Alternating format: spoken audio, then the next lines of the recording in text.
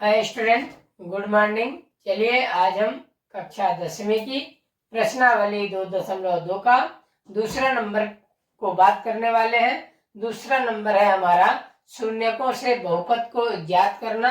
इसके पिछले वीडियो में हमने बहुपद में से शून्यक को ज्ञात करना सीखा है।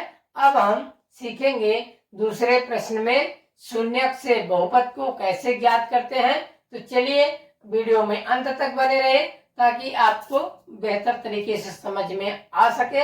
और मैं एक क्वेश्चन को बताऊंगा, आप उसी विधि से पूरे क्वेश्चन को आसानी से कर सकते हैं। एक प्रश्न को अच्छे तरीके से देख लीजिएगा, फिर आप उसी तरह से जितने भी शून्यक से बहुपद निकालना होगा ना, आसान तरीके से आप कर सकते हैं। चलिए हम स्टार्ट भी करते हैं। तो ये है हमारा शून्यकों का योगफल और शून्यकों का ये गुणनफल है। और शून्यक हमारे क्या होते हैं बच्चों? अल्फा प्लस बीटा, है ना। तो पहला शून्यक होता है, पहला शून्यक क्या होगा? अल्फा। और दूसरा शून्यक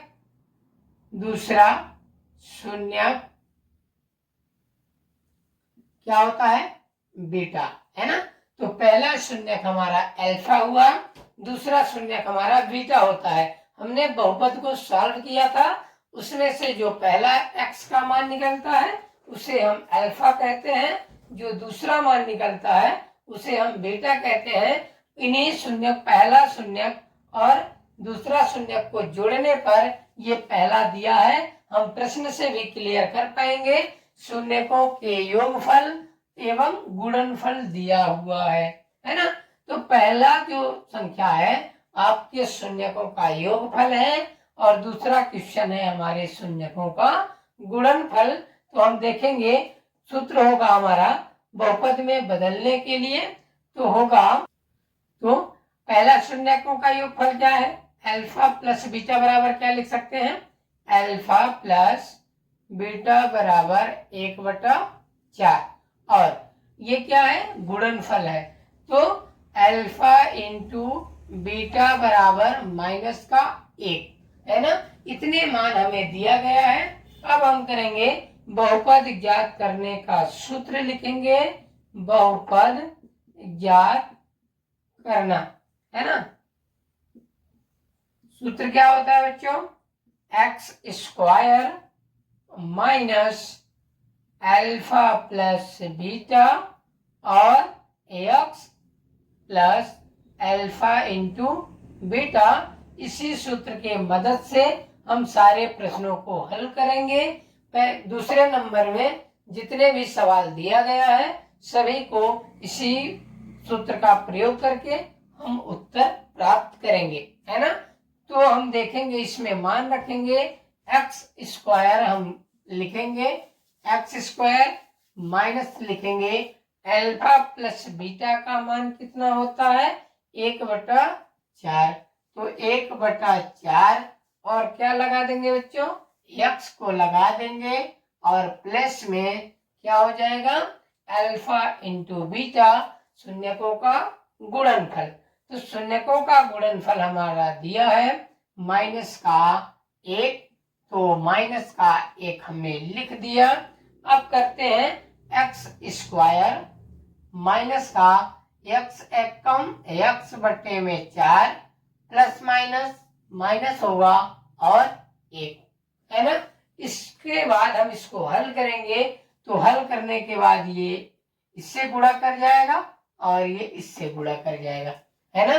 बराबर उधर 0 बचेगा। तो देखते हैं 4x² हो जाएगा, या इसको इस विधि से भी कर सकते हैं, इसके नीचे 1 इसके नीचे 1, है ना। तो किसी भी विधि से आप करेंगे उत्तर आपका सेम आने वाला है। तो चलिए कर देते हैं हम सीधा सीधा गुणा।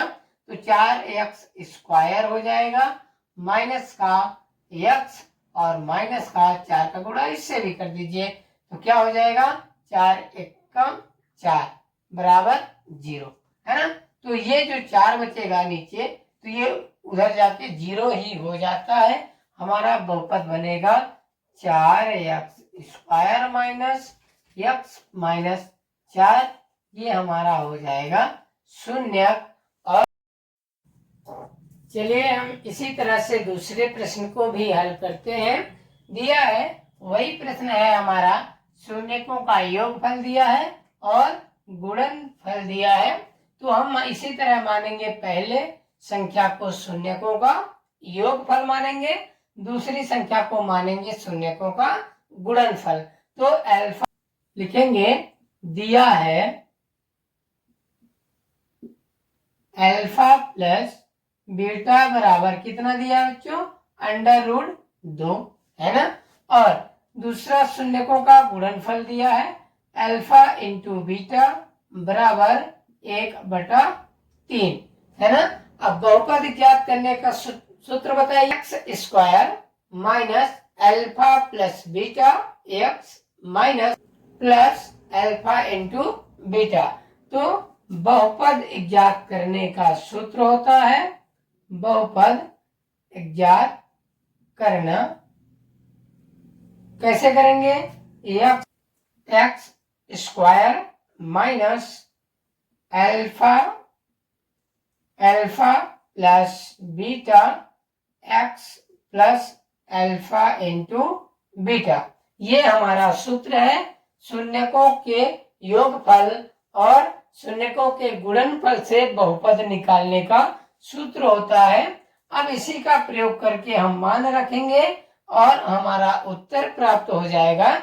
देखेंगे ये लिखा है x square minus alpha plus beta कितना दिया है बच्चों, √2 और लगा देंगे क्या, एक्स है ना। फिर हो जाएगा प्लस, फिर अल्फा इंटू बीटा का मान कितना है, 1/3। ठीक है, इतना मान रखने के बाद आप क्या करेंगे, इसके नीचे कुछ नहीं तो क्या मानेंगे, 1 मानेंगे, इसके नीचे कुछ नहीं तो 1 भी मानेंगे, है ना। अब 3 और 1 का हम एलसीएम निकालेंगे तो 3 आएगा, है ना। तो 3 का एक्स स्क्वायर से गुणा करेंगे तो 3x स्क्वायर हो जाएगा, माइनस √, का 3 से गुणा करेंगे तो 3√2 होगा, 3√2 और x प्लस का 3 यहाँ करेंगे, 3 और 3 कैंसिल हो जाएगा, बचेगा 1 और बराबर का 0। तो इस तरह से हम इसको लिख सकते हैं, 3x स्क्वायर माइनस का 3√2x प्लस का 1 और बराबर का उधर चला जाएगा तो 0 होगा। इस तरह से हमने इसको देखा, ये हमारा उत्तर क्या प्राप्त हुआ, 3x square minus 3√2x plus का 1। यदि आप एलसीएम नहीं लेते हैं तो इसका गुणा यहाँ कर दीजिएगा, इसका गुणा यहाँ कर दीजिएगा और ये ऑटोमेटिक इधर जा करके 0 हो जाता है। तो आप दोनों तरीके से कर सकते हैं। पहले प्रश्न में हम डायरेक्ट करना बता दिया, दूसरे प्रश्न में एलसीएम करके करना बता दिया। आपको दोनों विधियों को बताते हुए आपको जो भी अच्छा लगे कर सकते हैं, है ना। तो ये रहा हमारा उत्तर। चलिए हम देखते हैं तीसरे प्रश्न की ओर। चलिए अब हम तीसरे नंबर को देखते हैं।